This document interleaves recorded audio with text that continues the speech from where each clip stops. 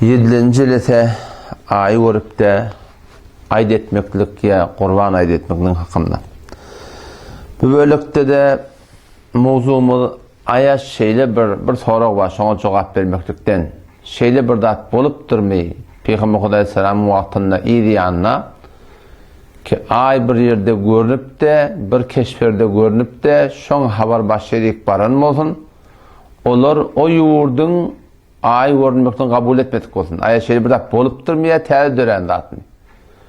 O arada ýene bir soraga jogap ki aýyň ulukanlygy ýa gişikligi, aýa aýyň ikiligine ýa üçlügine delil bolýarmy bolmaýar. Nahmadu ve nusalli ala rasulihil kerim. Aýyň gurrugny elhamdülillah we alyp barýar. Umumen bizden soraýarlar içinde ne maksadyňyz bar? Maksat Müslüman doğunum Allah Teala'nın razılığı. Bizim Türk meselемizde kıynantıkta inçeme tefekkurat ve amallar var ki bizim Hanefi mezhebinde ters. O bizim bilip duruşan tersliğini. O şun mukabilinde biz enzam vazife etmektik adamızda var. Qaran qatı Hudaý Teala'nın elinde. Inki ağzıbırlık bolur ya bolmalık. Bolmalıda da ağzarılık ola boluğlu. Ağzıbırlık bolur ya bolmar. O yamaçlardan üyüşer ya üyüşmer. Bu erti kıyametin bizden sonra jokap duran zatlar. Bizden enzam vazife edibildin mi, edibilmedin mi? Hemsene ki bununla valla Türkmen Sahrada işan heleli deyip bir kovga turdular. Şonu teyit edecek olup ne kadarları. Başında da Peygamber'in teyazi. O çıntıqlı biz üyüştük. O şu taada da elhamdülillah biz oturuştuk. O şu taada şonun bir doğurda at-değerligi belli boldy soranda muhtune CD urtda barakym. Elhamdülillah mesele açıklandy. Açık bolýanym şeriatdan tersten ters adada Peýgamberiň täzini başynda goýup şonu täýid etjek bolup bererler bar. Hemmeti däl ki, ama ulama jamatyň içinde de gynanykda hemsenki her senifde bar. Her bir jamaat içinde gawy teleke bar. Ahym mollaň içinde de gawy teleke bar musulmanda gol. Ondan sonra da berde bir kümmette mesihiyet döredi. Şahsi bename Qurban Turani gelip de Türkmen Sehramızda kümmette gelip suratında bir İncil'i yöne paylap, Tevrat'ı yöne paylap, mantığı kümmette var ahim şol bir acayip bir tebliğat etmeyendirdi. Şon mukabilinde de bir nem etmeli. Barıp onu oturuşup gurrun edip, aytyan kefinin yalnızlığını bilip, o şon ödemi münazire edip, nihayeten mübahale edip, şu mübahale edelim, elletti şop olur, şu birden hemen kaçacak konuda, ya İsa'can şunu hidayeti de var diyen daha da aydıp bana dua etmeyen durdu. Ben de, hevel imanımın gayreti imaniyeme deydim, bu deydim ben, batıl olup İsa Aleyhisselam çağırıp otu. Bana dua edin şur otu. Ben de ya Allah sen kimin hakkını, kimin hakkını biliyordun? Her kim hak olursan sabit kaldım, her kim hak olursa yalasın nabud etip dua ettim. O sonra onu öldürdüler. O şu arada da şu meselelerde ben heletçek olup, şuna kaygı edip, ne etmedi Allah? Elimden geliyene değinleyip, şunun hulata şu nesini ver, akın olamalın yani ben bardım. Şöyle bir mevzu peşkiriydi. O atlıcımığa bir yerde okuyulmayadı kümmette. Sizin aytsanız, diyteniz, menberden elam etseniz, o şu meselelerin malakımı habardar olsak mı? Bada böyle şeyler yayıramasın, Türkmen ili, şudan gumrah bolamasın. Ama kıynansak da şu arada da şunu tertip veren az oldu.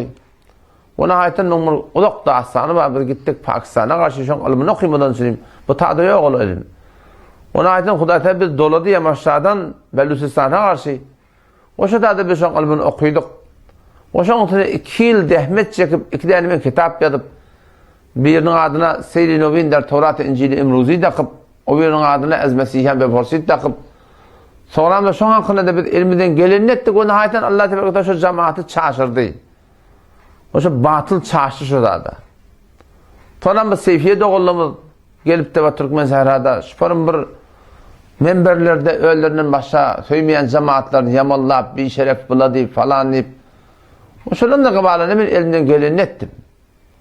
Allah Tebarek ve Teala şolun obuhetini, şevketini mantığı Türkmen Sahrada Allah Teala ihsan edip Allah Teala devdi.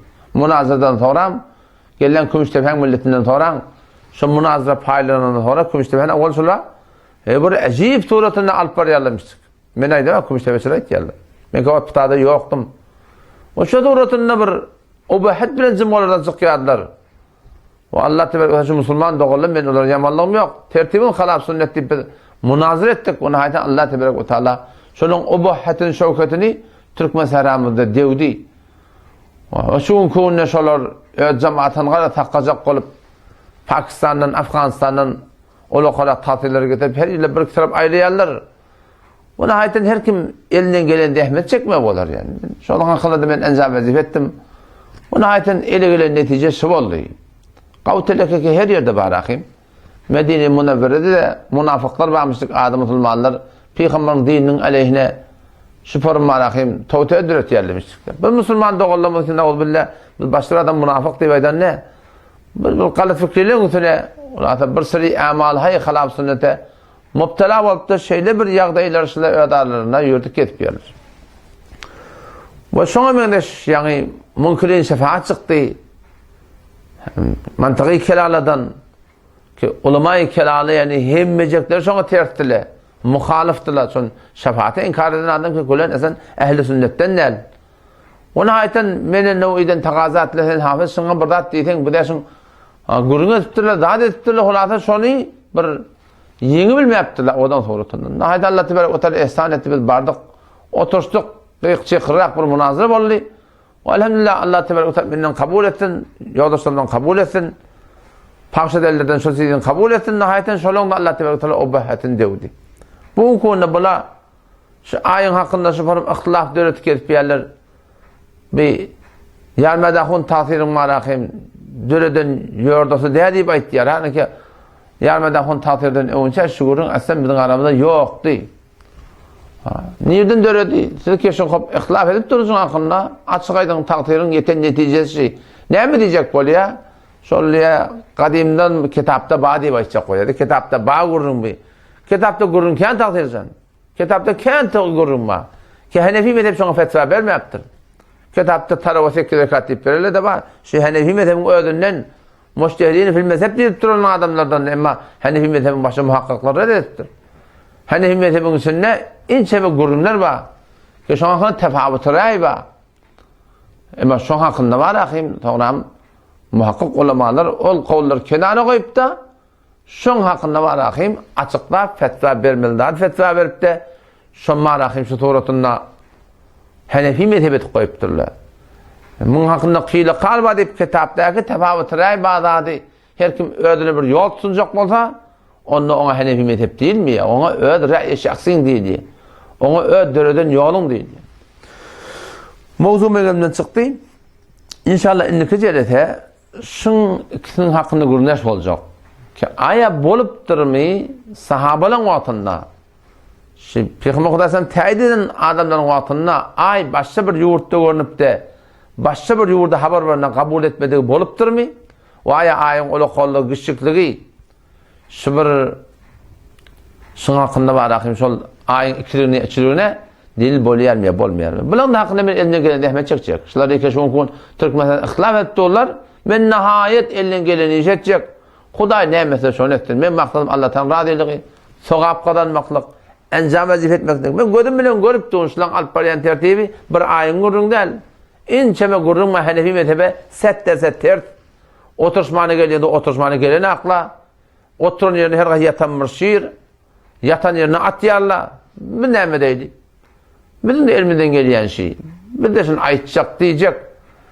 Biz başga ne etdi kıyamet gününe men adamlar hidayet etdim diye Hudaý temine tarjak oturanak.